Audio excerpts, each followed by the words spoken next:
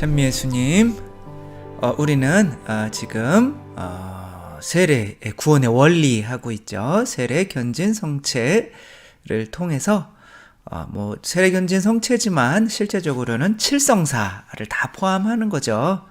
그것을 통해서 하느님께서 우리를 어떻게 구원하시는지 그 원리를 알고 우리가 또 그렇게 구원받았다는 원리를 어떻게 구원받는지 알아야 또 우리가 구원에 대한 확신을 가지고 살아갈 수가 있겠죠. 이제 막바지 성체 파트에서 어떻게 보면 이제 2개 남았어요. 두 번째 파트 삼위일체 했고, 이제 그 삼위일체에 따르는 성모 마리아, 지금이 29번째인데 성모 마리아 2번 이렇게 하면 끝나게 되죠. 그러면 30번.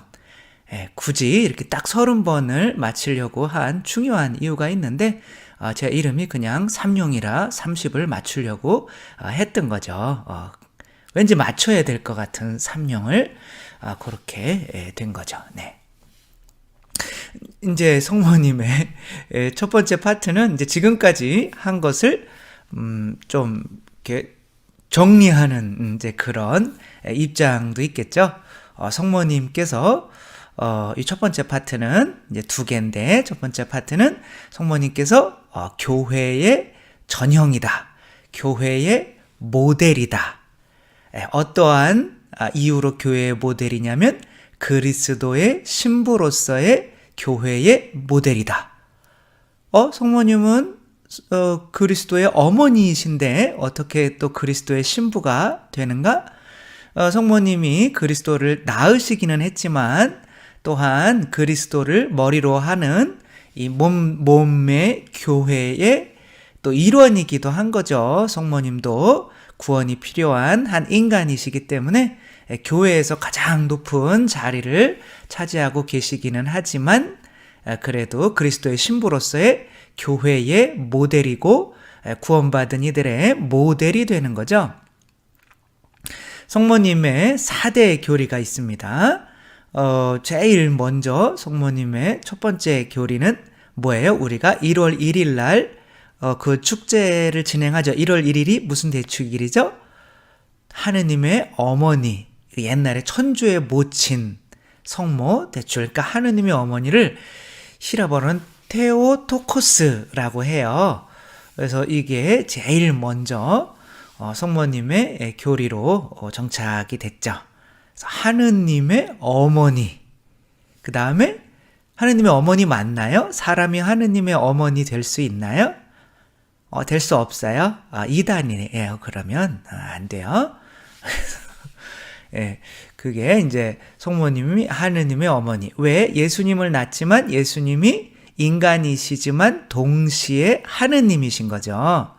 그러니까 하느님이 인간이 됐는데 인간을 무슨 벽돌처럼 이렇게 붙였다 뗐다 할 수 있는 그런 것이 아니죠. 인간이 영혼과 육체로 되어 있죠.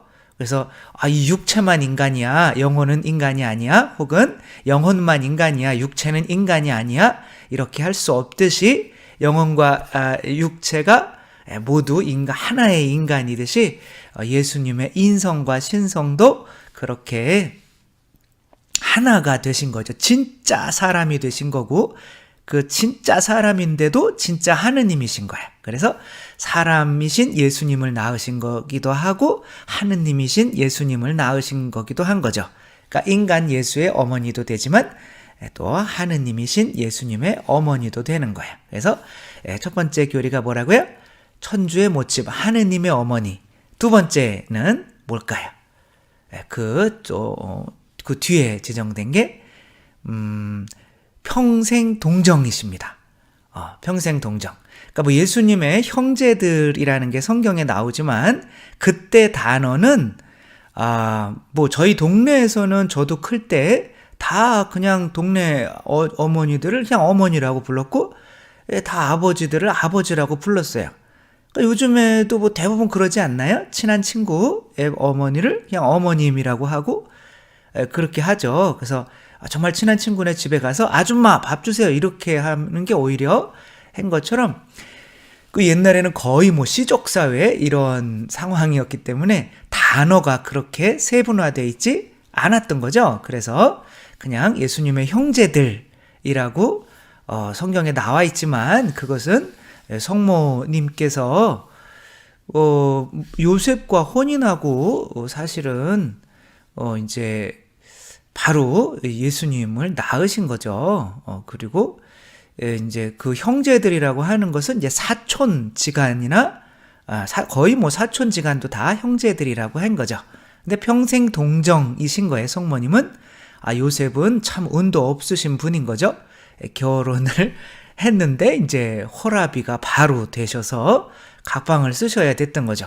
하느님의 어머니가 되신 분이 인간과 또 관계를 맺어서 자녀를 낳으실 수가 없겠죠. 여러분이 만약에 예수님, 우리가 미사하는 그 성작 있죠. 예수님의 피를 담는 그 성작을 신부님이 거기 갖다 가져가서 술자리에 잔 없으니까 가서 술 마셔 하면은 그 잔으로 마실 사람이 어디 있어요. 그렇죠? 예수님의 피가 담겼던 잔인데.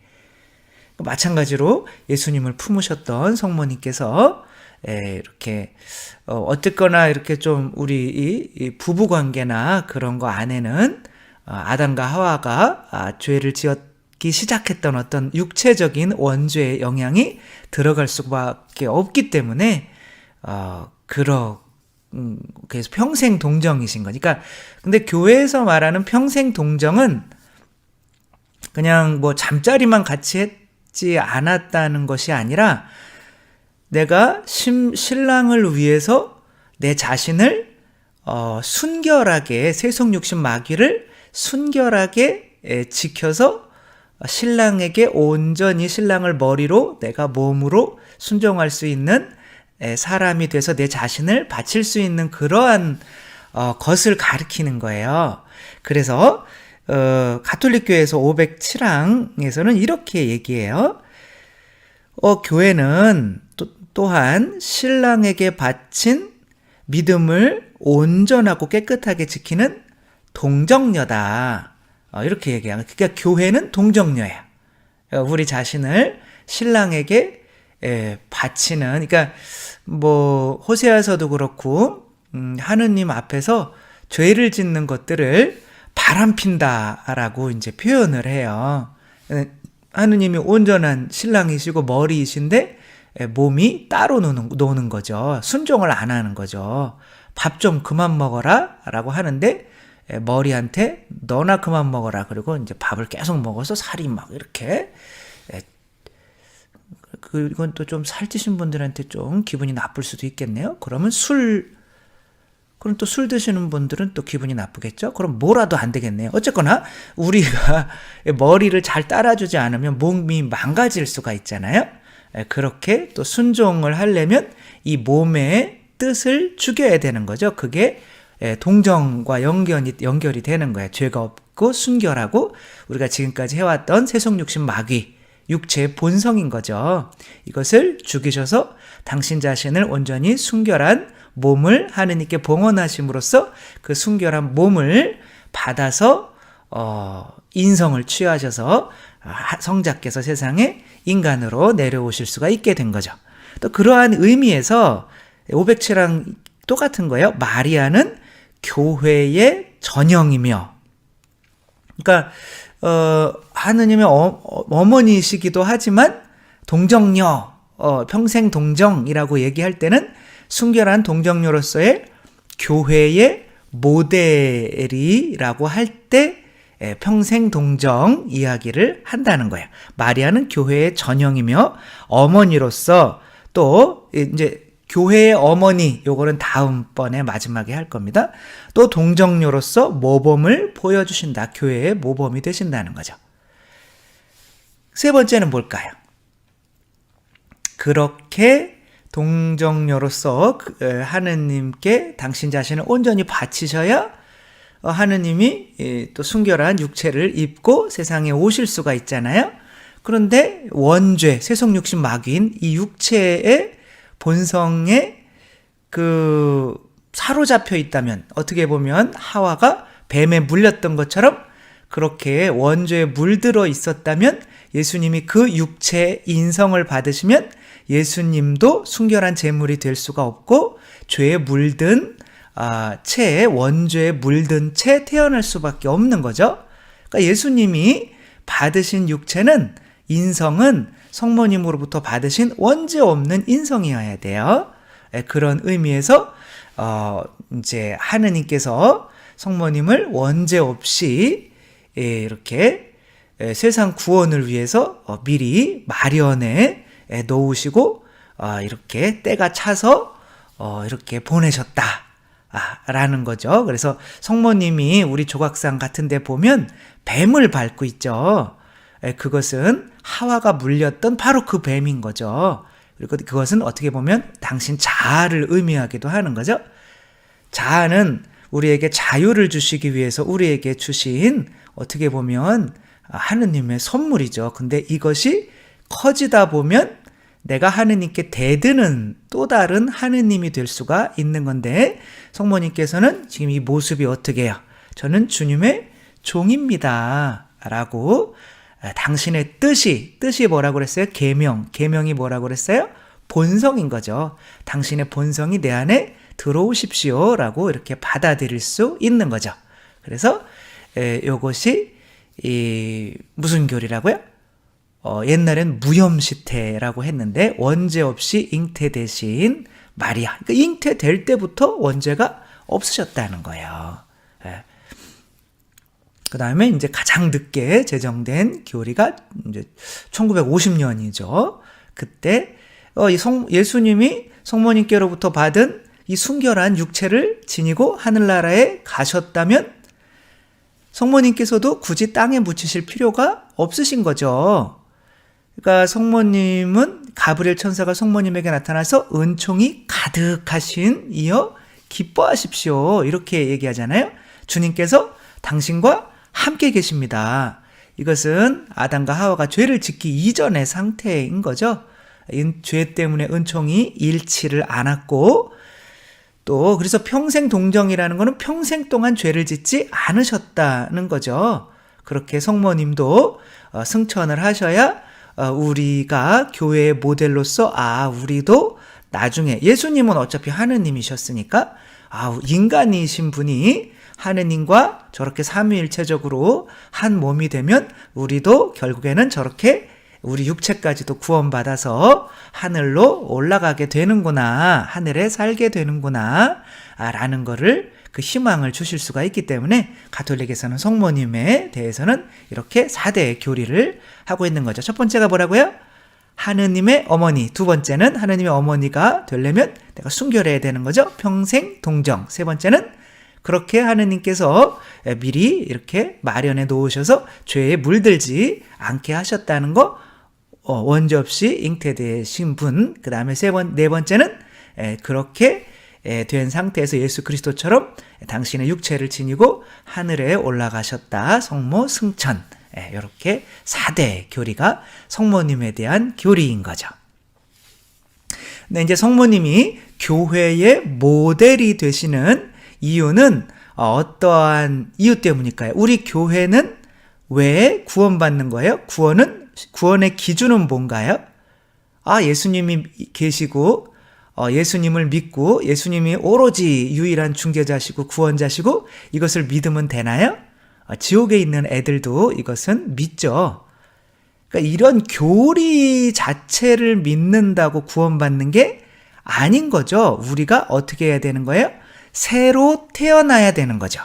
우리가 처음에 원죄에 물든 상태로 태어날 때는 우리가 관계를 맺을 수 없는, 자동적으로 남을 아프게 하는 그런 뾰족한 침을 가지고 태어나는 모기와 같은 사람으로 태어나죠. 근데 그런 모기에서 예수님으로 새로 태어나야 되는데, 그렇게 새로 태어나려면 뭐에 대한 믿음이에요? 결국에는 예수님이 하느님이라는 걸 믿어서 그 하느님께서 내 안으로 들어오셨으니까 나도 그냥 단순한 인간에 불과한 것이 아니라 나도 하느님의 본성을 가진 하느님의 자녀라는, 그래서 하느님의 자녀이기 때문에 베드로처럼 물 위도 걸을 수 있고 죽은 사람도 살릴 수 있고 죽은 다음에 당연히 영원히 살게 된다는 나 자신에 대한 믿음, 이것이 이제 자존감인 거죠. 어떻게 보면 그러니까 처음에 태어나면 동물,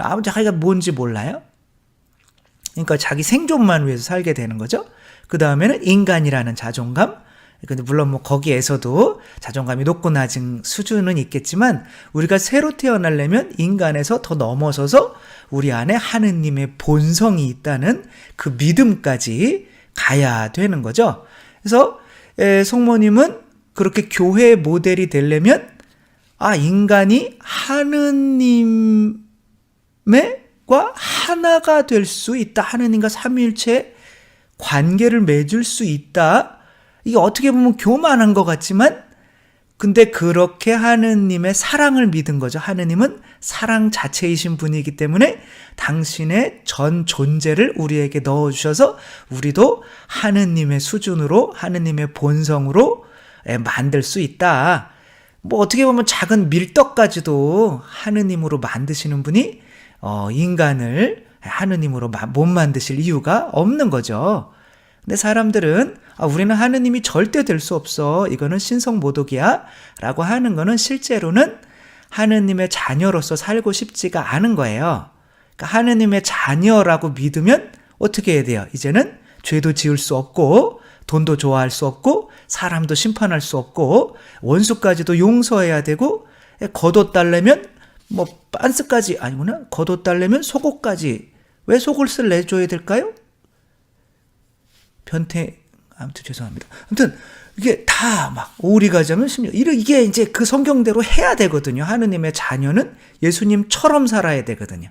이게 부담되기 때문에 겸손한 척하면서 그게 오히려 교만인데 우리는 하느님이 절대 될 수 없어 본성적으로 이렇게 얘기를 하는 거죠. 그게 교만인 거죠. 그런데 성모님께서는 뭘 믿으셨어요?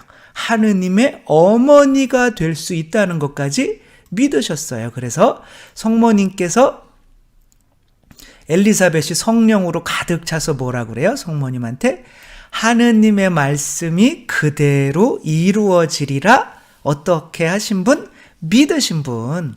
그래서 성모님의 믿음 때문에 성모님께서 교회의 모델이 되시는 거죠. 우리는 성모님만 따라하면 되는 거예요. 그러니까 성모님이 믿으셔서 하셨던 말이 뭐예요? 저는 주님의 종입니다. 지금 말씀대로 그대로 이루어지기를 바랍니다. 이때 성모님과 대비됐던 분이 있어요. 누구냐면 이게 지금 어떠한 그림일까요? 천사가 나타나서 얼굴을 때리는 게 아니에요. 지금 천사가 나타나서 이야기를 좀 하는 거예요. 근데 너는 지금 이제 안 되겠다. 벙어리 되라 너. 제가 벙어리 삼룡이었거든요. 근데 말을 하더라고요. 근데 벙어리 되라. 이 누구예요? 이 즈카르야죠. 즈카르야. 그냥 즈카르야. 이 양반이 이제 성소 우리 배웠죠. 뜰, 성소, 지성소. 네, 이제 뭐 성소, 지성소를 합치면 영혼, 뜰은 육체. 그래서 영혼과 육체라고 해도 되는 거죠. 그러니까 이 양반이 막 하고 있는데 하느님의 예언자가 당신의 아들이 될 겁니다. 라고 천사가 이렇게 이야기를 하니까 아니 내가 지금 나이가 지금 내일 모레면 지금 이제 죽음을 걱정해야 하는 나이인데 그리고 내 부인도 이미 그렇게 자녀를 낳을 수 있는 처지가 아닌데 그러니까 뭐 이렇게 말이 많어 그냥 벙어리 그러니까 이렇게 하고 있는 거예요. 그래서 제가 어떻게 그렇게 될 수 있겠습니까? 그랬는데 벙어리. 근데 성모님한테도 똑같이 천사가 이야기했거든요. 그렇게 하느님의 이제 뭐 하느님의 예언자가 태어난다는 게 아니라 그냥 하느님이 당신 통해서 태어날 겁니다. 그랬더니 하느님의 어머니가 될 겁니다. 그랬더니 예언자의 어머니도 아니고 하느님의 어머니가 된다고요? 말도 안 돼요. 뭐 이렇게 안 하셨단 말이에요. 뭐라고? 근데 비슷한 대답을 하셨어요. 저는 남자를 알지 못하는데 어떻게 그런 일이 있을 수 있겠습니까? 이거는 지금 이 즈카리아가 저는 안 돼요. 이런 믿음이 없는 말이 아니에요.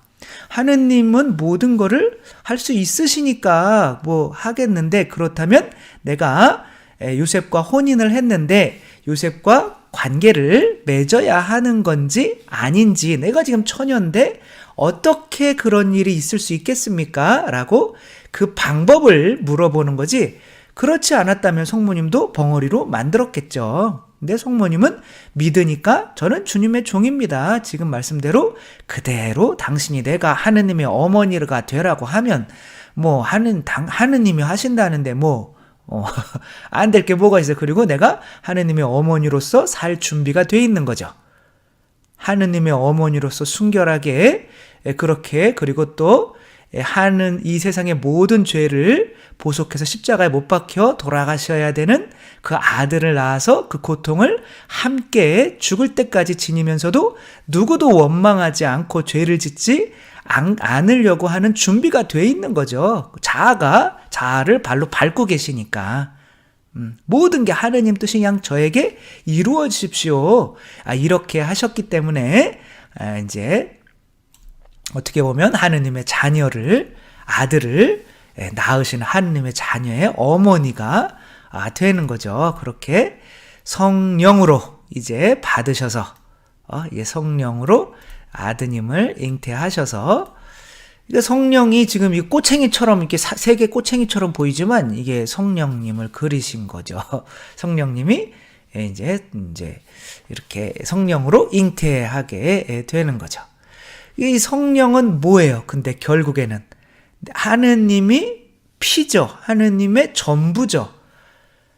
하느님이 우리에게 주시는 어떻게 보면 전부, 그러니까 부모가 자녀에게 주는 양식인 거죠. 예수님이 우리에게 주시는 성령님 선물이라고 하면 당신의 살과 피를 주시는 거죠.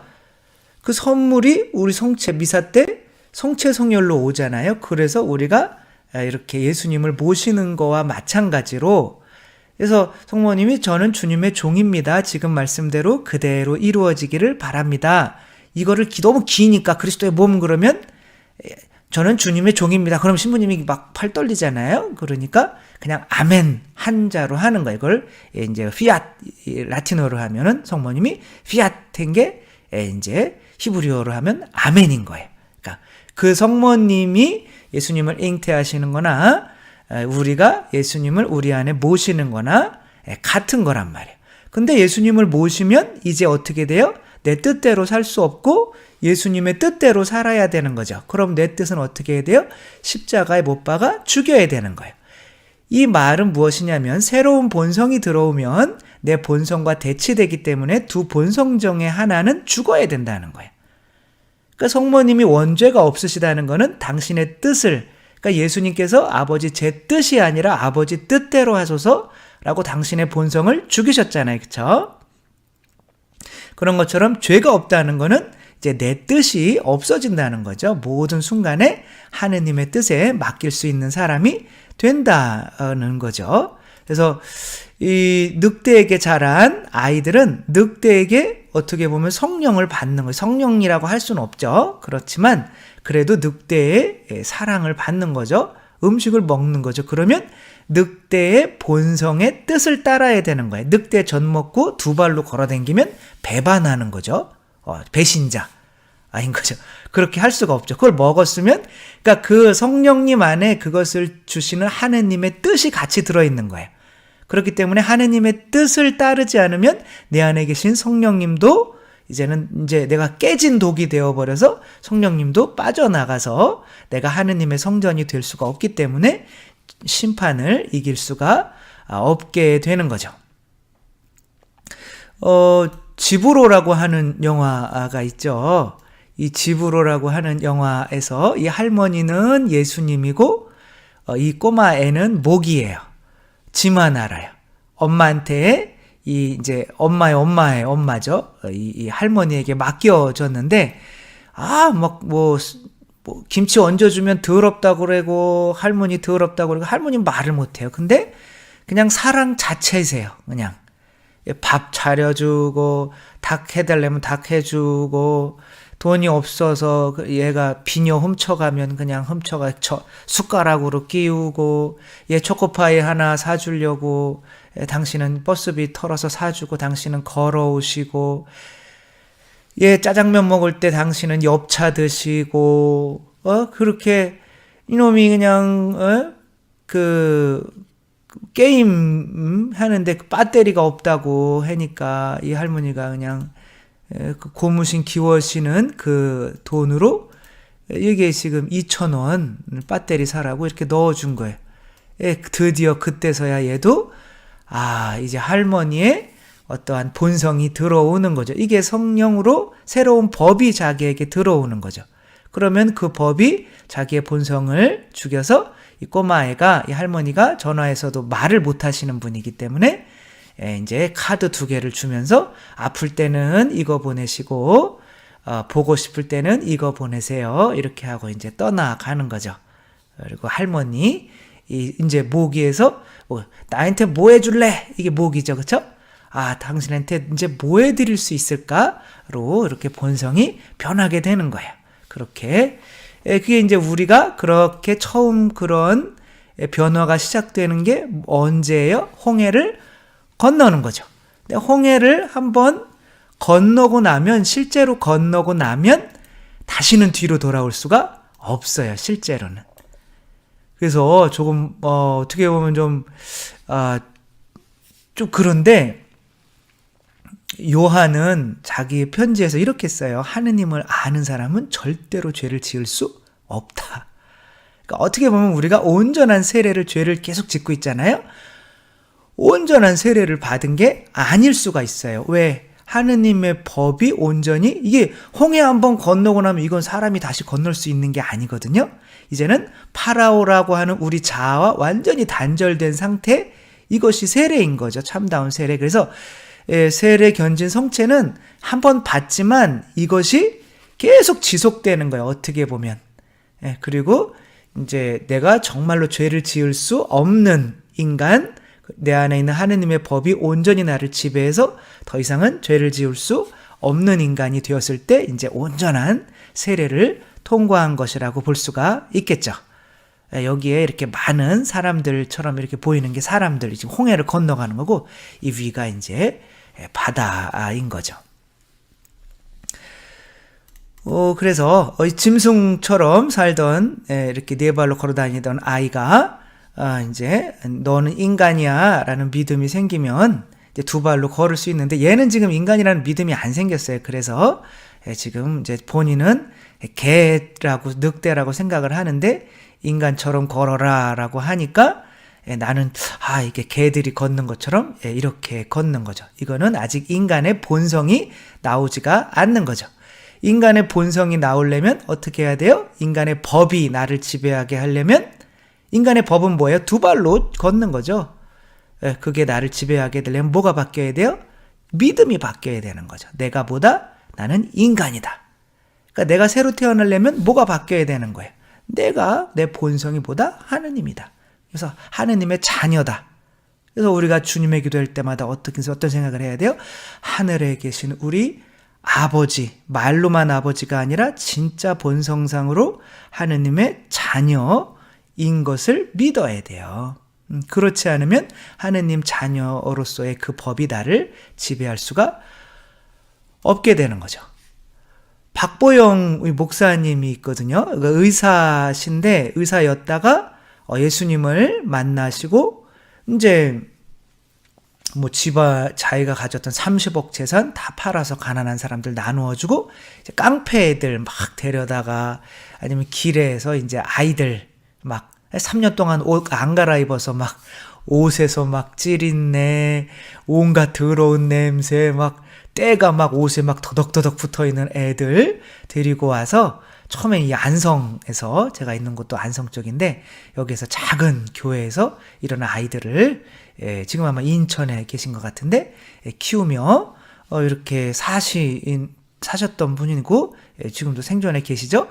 이분이 이제 그 길거리에 있는 아이들을 데리고 오면 먼저 아이들의 이제 옷을 벗기고 정말 목욕을 시켜주고 머리도 이렇게 깎아주고 하면 완전히 다른 애가 된대요. 그런데 그 옷을 안 버린대요. 그것을 비닐봉지에 이렇게 고이 쌓아서 밀봉해서 항상 이름 써놔서 놓아둔대요. 그런데 이제 여기 들어오면 어떻게 살아야 돼요? 이제 자유롭지 않죠? 제 시간에 일어나서 기도하고 밥 먹고 예배 보고 막 이러니까 애들이 너무 이제 처음에는 참 깨끗한 삶이 좋았다가 너무 그런 새로운 법에 지배받는 게 너무 싫은 거죠. 그러면 막 나가고 싶은 마음이 생긴대요. 그게 이제 한두 달 정도 지나면 생기는데 이런 예식을 한대요. 한 달 정도 지난 뒤에 아이들에게 이제 나갈까 말까 뭐 이런 생각이 생길 때 그때 벗었던 옷을 다시 한번 입어보라고 한대요. 그럼 아이들이 막 냄새 맡고 막 그런데 입으라고 한대요. 입어. 그리고 니들이 이 옷 갖다 버려. 깨끗하게 한 달 동안 살다가 진짜 3년 동안 막 오줌 냄새, 똥 냄새, 막 그런 길거리 냄새, 막 때 막 더덕더덕 얘네들이 이제 그걸 버리고 오면 샤워를 3번씩 한대요. 그냥 와가지고 너무 더러워가지고. 이게 마찬가지인 거죠. 하느님의 법이 한번 나를 지배하게 되면 내가 이전에 지었던 그 죄로는 절대 못 돌아갑니다.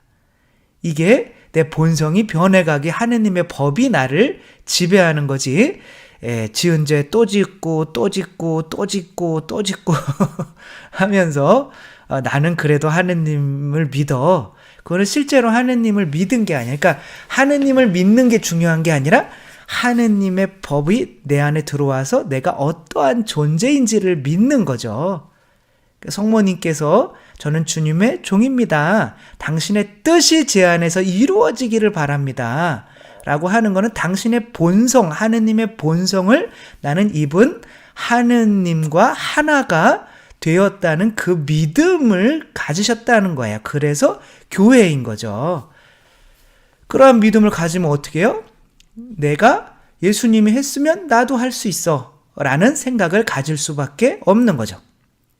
그래서 진짜 교회의 일원이 되려면 그거는 예수님이니까 그렇게 하셨고 나는 안 돼, 나는 인간이니까 그렇게 생각하면 아직은 교회에 들어오신 게 아니에요. 성모님의 믿음에 들어오신 게 아닙니다. 그래서 우리는 이 믿음의 여정을 시작하는 거죠. 그 세례를 받고 나서 이스라엘 백성들이 바로 사막으로 광야로 나왔으니까 모세한테 막 욕하는 거예요. 우리 먹을 것도 없고 마실 물도 없다 당장.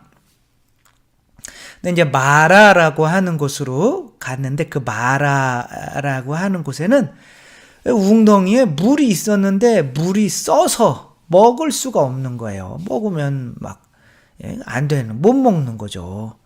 지금 모세가 고개를 푹 숙이면서 이것들을 괜히 데리고 나와가지고 내가 왜 이 고생을 하나 그러고 있는 거예요. 그럴 때 이제 한번 읽어볼까요? 이 내용이 이제 우리가 세례받은 모든 사람이 광야에서 거쳐야만 하는 그러한 것을 의미하는 거죠. 모세가 이스라엘을 갈대바다에서 떠나게 하니 그들이 수르 광야로 나아갔다. 광야에서 사흘 동안 걸었는데도 그들은 물을 찾지 못하였다. 마침내 마라에 다다랐지만 그곳에 마라의 물이 써서 마실 수가 없었다. 그리하여 그 이름을 마라라 하였다. 마라라는 것은 쓰다 이런 뜻이야. 쓰다.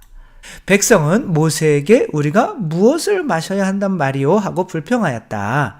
모세가 주님께 부르짖으니 주님께서 나무 하나를 보여주셨다. 나무 하나를 보여주셨다.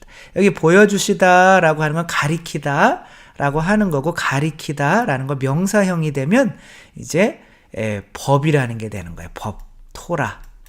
모세오경을 토라라고 하거든요. 그 법이라고 그래요. 율법. 그러니까 어떠한 법인데 그게 나무가 되는 거죠. 그 나무를 하나를 보여주신 거예요. 모세가 그것을 물에 던지자 그 본성이 쓴 물이 단물로 바뀐 거예요. 이거 도대체 무슨 얘기하는 걸까요? 조금 짐작이 가셔요, 여러분. 이렇게 본성이 바뀌니까 누군가에게 도움이 되는 물이 되는 거예요. 그러니까 목이었다가 예수님으로 변하게 되는 거죠. 어떠한 나무를 던졌더니 생명의 물이 되는 거죠. 그러면 이 나무는 무슨 나무라고 부르면 좋을까요? 생명나무라고 부르면 좋겠죠. 그럼 이 나무, 토라, 법, 계약의 궤가 성모님이라고 하면 그 궤 안에 들어있었던 법은 예수님이겠죠. 잉태되신 예수님. 그쵸? 아닐까요? 네. 자, 이제 그래서 법 이야기가 나오는 거예요. 모세가 주님께 부르짖으니 주님께서 나무 하나를 보여주셨다. 모세가 그것을 물에 던지자 그 물이 단물이 되었는데 그곳에서 주님께서는 백성을 위한 규정과 법규를 세우시고 왜 규정과 법규가 나올까요? 바로 그 나무가 법이니까, 예수님이 법이니까. 왜 예수님이 법이에요? 내가 너희를 사랑한 것처럼 너희도 서로 사랑해라 라고 하니까 뭐 따라서 하라는 거예요? 예수님 따라서 하라는 거죠. 예수님이 법이라는 뜻인 거죠. 그러니까 예수님의 법은 한마디로 뭘까요? 십자가. 내 뜻 따르기 위해 니들 자신의 뜻을 십자가에 못 박아 죽여. 그 법인 거죠. 그러니까 결국에는 십자가 예수님이 내 안에 심겨지는 거죠. 그러면 내가 모기의 본성이었다가 예수 그리스도의 본성으로 변화하게 되는 거죠. 그래서 그곳에서 주님께서는 백성을 시험하셨다는 것이죠. 우리가 이 광야에서 과연 우리의 본성이 예수 그리스도의 본성으로 변화되는지 시험당하는 것이 이 40년 우리의 신앙생활 동안 해야 되는 거죠. 이렇게 거의 창세기와 탈출기, 요한복음 이것을 거의 교리 안에서 다 했어요. 물론 조금 더 자세하게 할 거기는 하지만 그거 할 때는 이거 했던 거는 잊어버려졌으면 좋겠어요. 그것도 다 알고 들으면 재미가 없잖아요. 네. 그래서 그리고 말씀하셨다. 너희가 주 너희 하느님의 말을 잘 듣고 주님의 눈에 드는 옳은 일을 하며 그 계명에 예수님이죠. 예수님대로 예수님이 사신 것대로 바울 사도가 뭐예요? 이제는 내 자신을 십자가에 못 박아 죽였습니다. 이제는 내가 사는 것이 아니라 내 안에 계신 그리스도께서 사시는 것입니다. 그러니까 내가 모기의 본성이었다가 예수 그리스도의 본성으로 바뀌었다는 거예요. 그거밖에 없어요. 별거 없습니다. 그러니까 성모님께서는 이미 뱀을 밟고 당신 자신을 죽이고 계신 거죠. 그러니까 원죄가 없으셨던 거예요. 본래부터. 그러니까 예수님의 피가 필요 없어요. 성모님은. 그런데 우리 모든 다른 인간들은 예수님의 피가 필요한 거죠. 그러니까 성모님은 예수님이 피 흘리시기 이전에도 성령으로 이미 가득 차시 계셨던 거예요. 은총이 가득하시니요 기뻐하십시오. 은총이 가득하려면 죄가 없어야 되거든요. 그래서 성모님만이 그렇게 온전한 그릇이 돼서 정말 하느님을 받아들일 수가 있었던 거죠. 그 귀를 기울이고 귀 있는 자는 알아들어라 라고 하는 거죠. 이건 이제 마음을 의미하기도 하는 거예요. 모든 규정을 지키면 이집트인들에게 내린 어떠한 질병, 이집트인들이 뭐예요? 모기들인 거죠. 자아에 사로잡혀 있는 자아로 자기 본성상 세속육신 마귀로 살아가는 사람들, 어떠한 질병도 너희에게는 내리지 않을 것이다. 나는 너희를 낫게 하는, 치료하는 하느님이다. 이런 뜻이에요. 그러니까 우리가 그런 원죄에 병든 상태로 태어났는데 하느님만이 우리를 치료하실 수가 있는 거죠. 이렇게 물에다가 이렇게 십자가, 예수 그리스도의 십자가의 법이 심겨지면 이 쓴물이 단물이 되는 이 본성을 시작하는 게 이제 광야, 우리 신앙생활인 거죠. 그런데 이 쓰다라는 이름이 뭐라고 그랬어요? 무슨 뜻이라고 그랬어요? 쓰다. 그 다음에 히라버로 이 얌 그러면 이제 물이란 뜻이에요. 그러니까 쓴 물 그러면 얌 뭐 이렇게 돼요. 쓴 물. 근데 이 쓰다 이 쓴 물 이게 이제 어떻게 되는 거냐면 그 히브리어로 하면 이거 합치면 미리암이 돼요. 미리암 들어보셨죠? 누구예요? 모세의 언니죠. 아니구나. 모세의 누나죠. 모세의 형은 누구죠? 아론. 모세의 누나는 미리암. 요 내용이 나오기 전에 바로 미리암의 노래가 나와요. 나중에 탈출기 하게 되면 차례차례 할 테니까 이제 잊어버려 주시면 감사하겠습니다. 아무튼 요 미리암이 미리암이란 말이에요. 이 인간을 나타내는 거라면 어떤 쓴 물, 태어날 때부터 본성상 쓴 물로 태어난 어떠한 인간이 우리는 다 미리암인 거죠. 이 미리암이 신약으로 와서는 어떠한 말로 바뀌어요? 마리아로 바뀌는 거예요.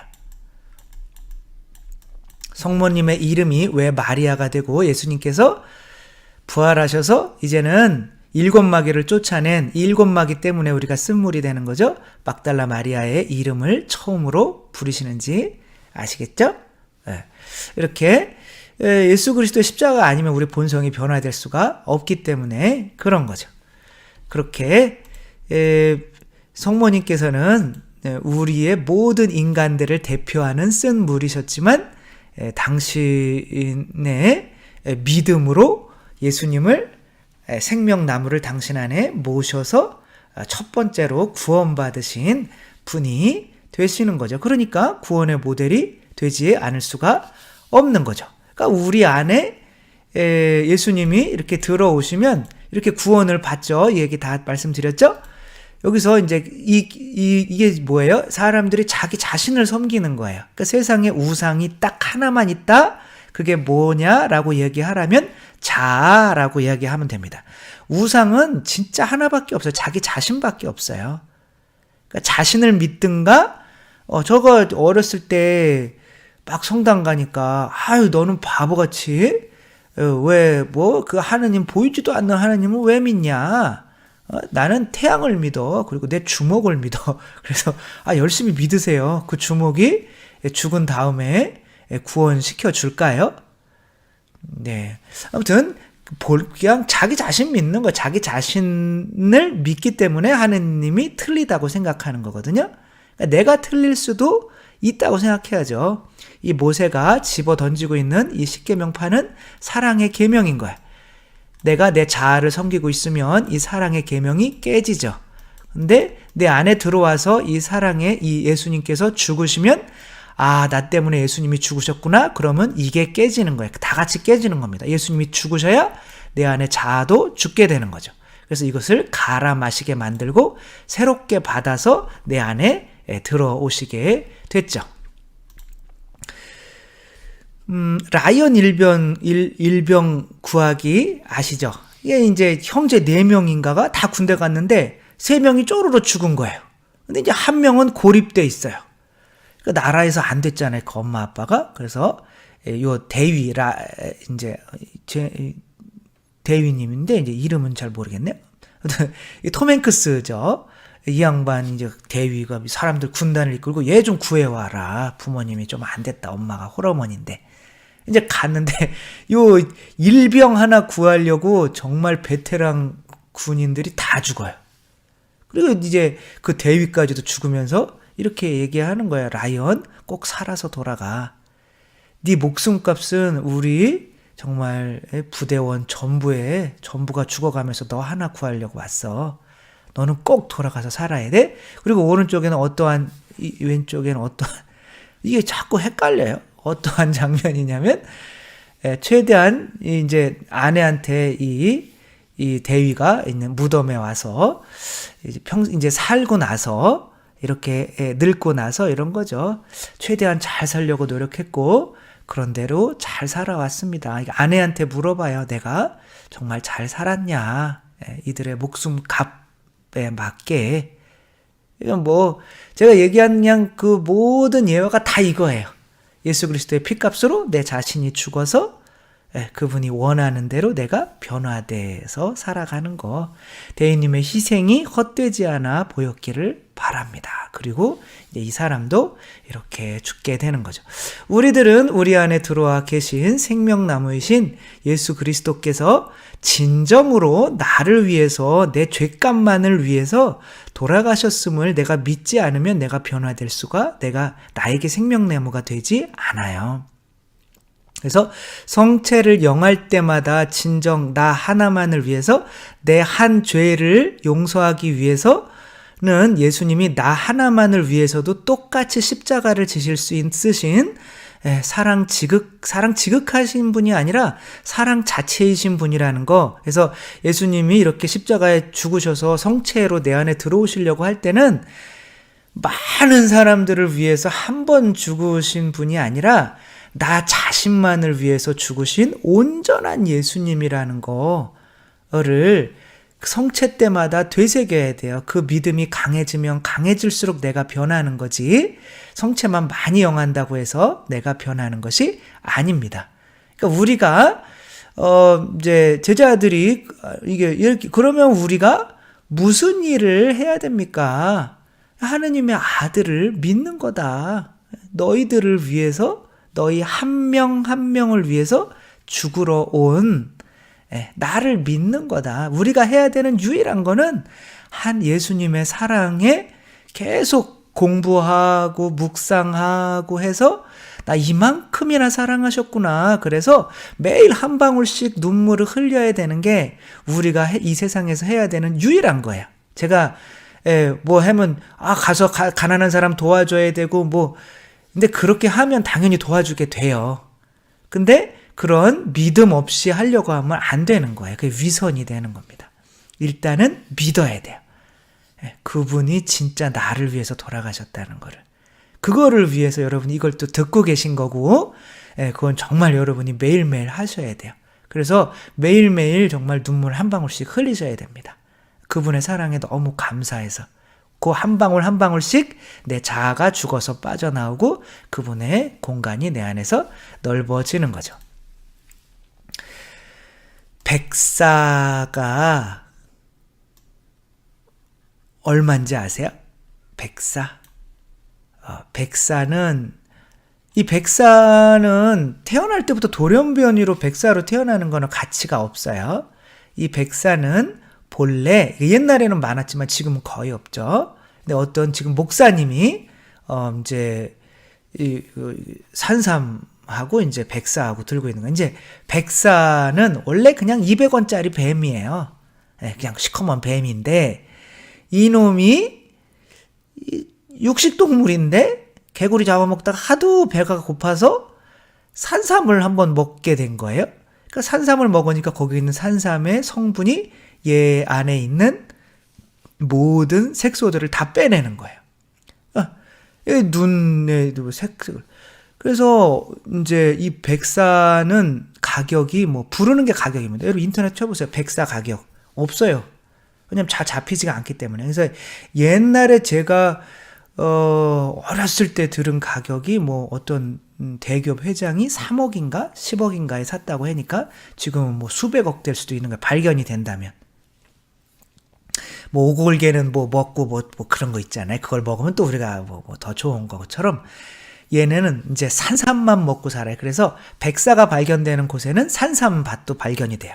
이 산삼, 이분은 이거 하고 팔아가지고 교회 지었다고 그러더라고요. 근데 아무튼 이 백사가 이거 저의 이제 같이 공부했던 신부님도 시골에서 이제 백사를 잡아서, 어머니가 아프셔서 정말 효자죠. 백사 잡으면 정말 어머니를 고쳐주고 싶어서 백사를 잡다가 시커먼 뱀만 하도 잡아가지고 그 시커먼 뱀을 이제 하얀 페인트통에 넣어가지고 이제 허옇게 만들어가지고 이렇게 빨랫줄에 이제 널어놓고 이제 잠을 잤대요. 근데 아빠가 들어오더니 백사 잡았다고 내 아들이 막 동네방네 소문 막 나가 사람들이 막 몰려왔는데 혓바닥이 검은 거예요. 잠잘 때 막 얘기해 주는데 웃겨가지고 혼났어요. 근데 이제 뭐 껍데기만 바뀐다고 그런 게 아니죠. 그걸 이제 바리사인 거죠. 껍데기만 그렇게.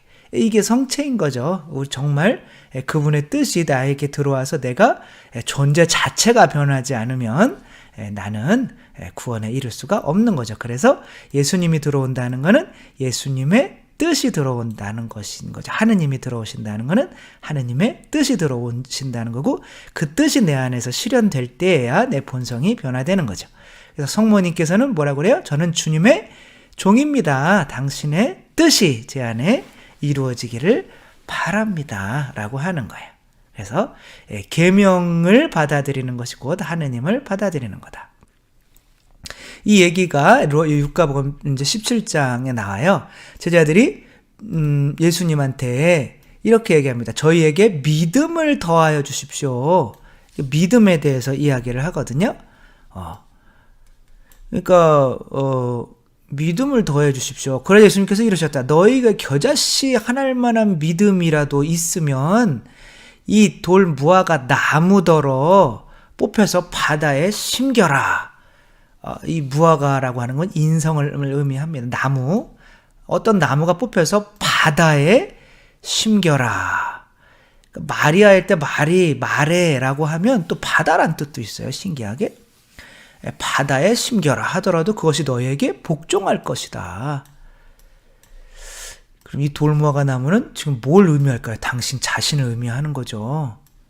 지금 이 사람들은 나무가 뽑혀서 어떤 바다에 덤겨져라, 심겨져라 라고 하면 이 구약을 거의 외우는 사람들이기 때문에 모세가 그 나무를 하나 그 물에 던진 것을 상상하지 않을 수가 없어요. 그것을 예수님께서는 믿음이라고 하는 거죠. 이건 뭐 성모님께서 이 믿음이라고 하는 거는 뭔가를 정말 옮길 수가 있는 거예요. 바다에 이 돌무화과 다른 데서는 어떻게 해요? 이 산 보고 바다에 산도 이제 예수님을 나타낸 거 산을 바다에 심겨져라라고 해도 그대로 될 것이다. 이게 뭔가를 옮기는 거예요. 저도 이렇게 촛불을 갖다 놓고 꺼져라 해다가 안 꺼지라고 믿음이 없어요. 그래서 후 불어가지고 그냥 꺼버리고 내가 미친놈이지 그러고 이제 잤죠. 그런 적도 있는데 실제로. 근데 이제 아무튼 그 믿음이라고 하는 거 믿는 대로 된다는 거잖아요. 근데 성모님은 이런 뭐 초를 옮기는 거나 뭐 산을 옮기는 거 나무 옮기는 게 아니라 하느님이 크실까요? 우주가 크실까요? 당연히 우주가 더 작겠죠. 하느님이 더 크신 분인 거죠. 온 우주보다도 큰 하느님을 이 세상으로 옮겨오신 믿음이 성모님의 믿음입니다. 성모님의 믿음이 없으셨다면 온전한 방법으로 예수 그리스도께서 성자께서 세상에 오실 수가 없어요. 억지로 빼앗아야 돼요. 그거는 하느님이 인간에게 하시는 방법이 아니거든요. 인간에게 항상 물어보시거든요. 자유를 존중하시거든요. 그러니까 성모님이 아멘 하셨기 때문에 그렇게 예수님께서 잉태되신 거란 말이에요. 그 아멘이라는 믿음이 이렇게 우주보다도 큰 하느님을 이 세상으로 옮겨지게 당신 바다 쓴물 당신 바다 안에 옮겨지게 돼서 단물이 되게 만든 성모님의 믿음. 너희들이 겨자씨만한 믿음만 있으면 그 정도는 아니더라도 돌무화과 나무 정도도 바다에 심겨질 거다. 이렇게 말씀을 하시는 거죠.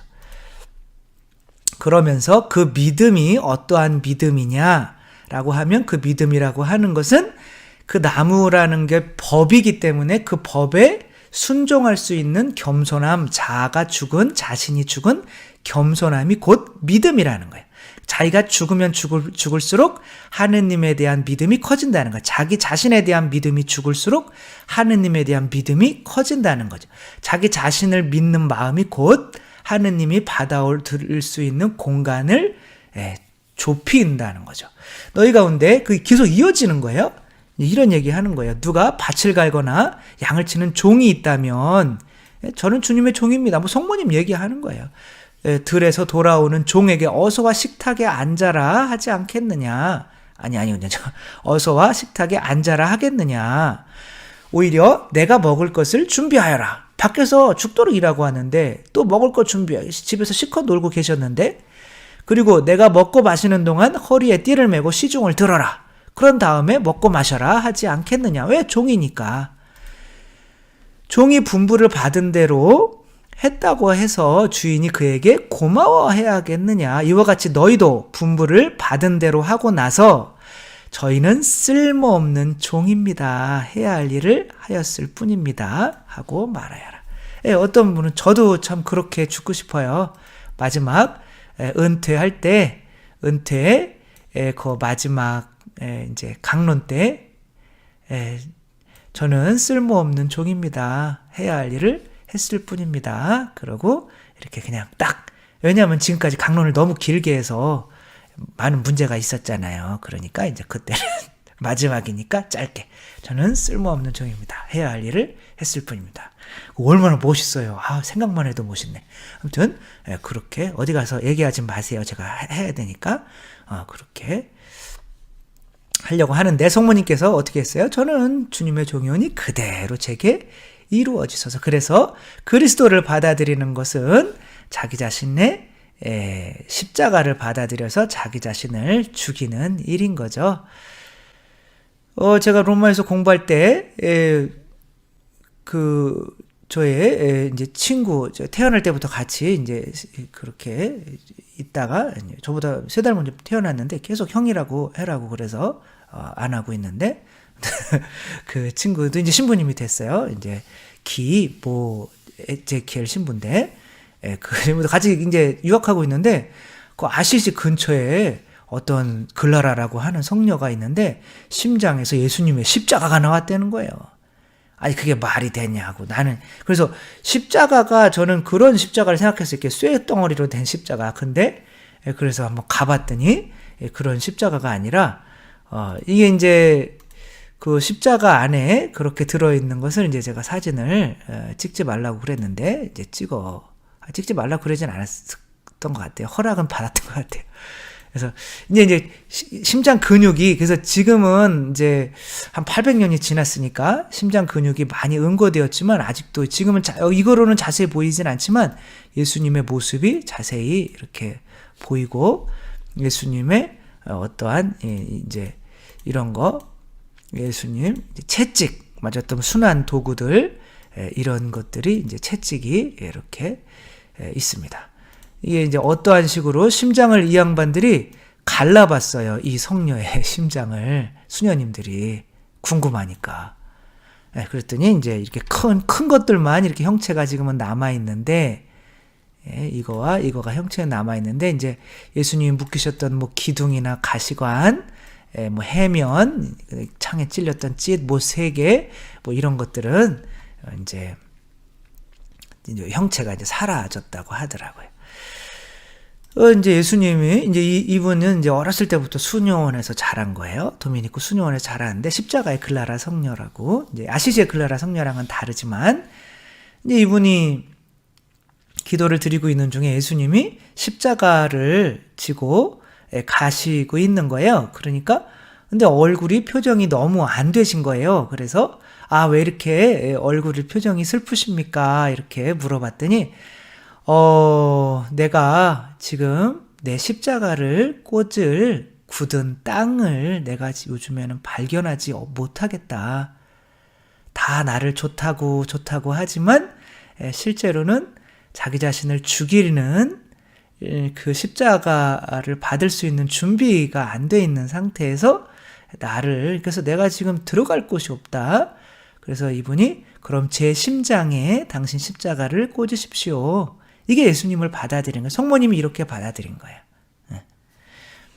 그렇게 했더니 예수님이 사정없이 그냥 십자가를 심장에다가 박아버렸습니다. 이것이 삼위일체이죠.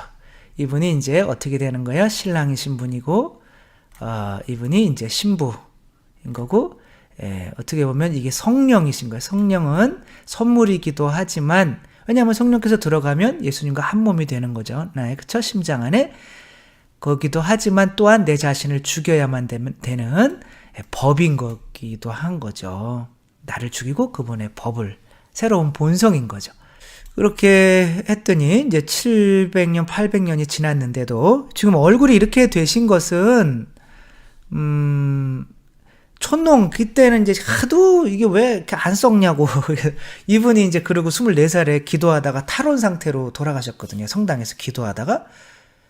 그래서 저도 기도를 깊이 안 해요. 저도 죽을까 봐 그러다가. 그래서 막 깊어지려면 이러면 내가 죽으면 안 되지. 그러려고. 이렇게 기도하다가 돌아가셨어요. 그러니까 이 수녀님들이 그러니까 그 얘기는 들었는데 그래서 궁금한 거예요. 그래서 이분의 이분의 이게 지금 심장이에요. 남아있는 심장이고 지금도 1년에 한 번씩 이것을 들고 이제 그 동네에서는 이렇게 행렬을 하죠. 여기 이제 이분을 해부했던 칼 가위 이런 것도 있는 거고 이런 식으로 이렇게 예수님의 순환 도구들이, 우리가 예수님을 받아들이는 것은 십자가, 예수님의 법을 받아들이는 겁니다. 그렇게 했더니 썩어요, 안 썩어요? 안 썩어요. 우리가 몸이 썩게 된 것은 아담과 하와가 뭐를 했기 때문에? 죄를 지었기 때문에. 그러니까 성모님의 육체는 썩을 필요가 없는 거죠. 그러니까 아담과 하와가 죄를 안 지었다면 그럼 우리 육체를 가지고 에덴 동산에서 영원히 살 수가 있었던 거죠. 근데 지금은 이건 이제 초가 얼굴에 많이 떨어져서 이렇게 된 거고, 손이나 지금도 이제 이게 좀 무섭게 보이기는 하지만 이게 지금도 이렇게 굽혀진대요. 그래서 한 50년 정도에 한 번씩 옷을 갈아입힌대요. 그때는 이렇게 앉혀가지고, 다른 안 썩는 성인들은 이제 몸이 부서질까봐 물은 빠져나가니까 이제 몸을 들어서 옷을 이제 반쪽 이렇게 한 다음에 이제 앉히고 이렇게 꼬맨대요, 가운데. 이분은 근데 그렇게 안 한대요. 그냥 앉혀서 이렇게 몸이 이렇게 움직인대요, 이렇게. 그래서 거기 수사님이 말씀해 주셨는데, 그렇게 이분이 십자가의 클라라. 안 썩는, 물론 뭐 조금씩 썩죠. 원죄가 있었으니까. 그러나 최대한 죄가 없으면, 이제 지은 평상시 때 살 때 죄가 없으면 그만큼 이렇게 몸이 안 썩는 것 같아요. 네, 그렇게 그리스도의 신부로서의 교회의 모델이 성모님이라는 거죠. 이거 그래서 이제 성모님이 하느님의 어머니다라고만 이제 아시지 마시고, 교회의 모델로서, 동정녀로서, 누구를 위한 동정녀예요? 우리의 교회의 머리가 되시는 참 신랑이신 그리스도의 머리로서, 그 몸으로서의 동정녀, 우리가 본받아야 되는 자아를 발로 밟고 그분의 뜻이 내 안에서 온전히 이루어지게 만들어야 하는 그 동정녀로서의 신부, 그리스도의 신부로서의. 그래서 옛날에 그림들 많이 보면은 예수님에게 이렇게 안겨있는 여인이 있는데, 이 여인은 항상 성모 마리아를 상징을 합니다. 이게 어머니로서 안겨있는 게 아니라 신부로서 안겨있는 거죠. 교회의 모델로서. 성모님은 또 그러한 모델로서 엘리사벳을 이렇게 방문을 하셔서 당신의 성령을, 받으신 성령을 엘리사벳에게 이렇게 흘려 보내주신 거죠.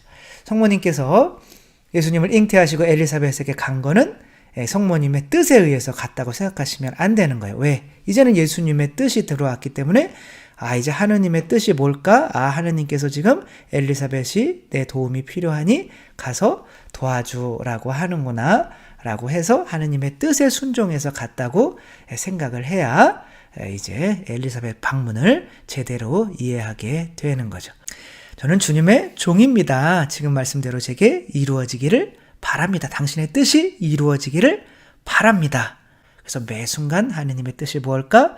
이렇게 하며 내 자신의 뜻 죽이고 하느님의 뜻대로 살려고 하셨고, 또 그렇게 완전히 살아내셨다는 거. 그래서 당신 육체를 지니시고 하늘나라에 가서 예수 그리스도와 함께 그 행복을 나누고 계시다는 거, 우리들도 우리 안에 계신 예수 그리스도의 뜻을 따를 때야만 구원에 이를 수 있다는 거, 성모님을 그 모델로, 그리고 그 혼인 계약을 지켜갈 수 있었으면 좋겠습니다.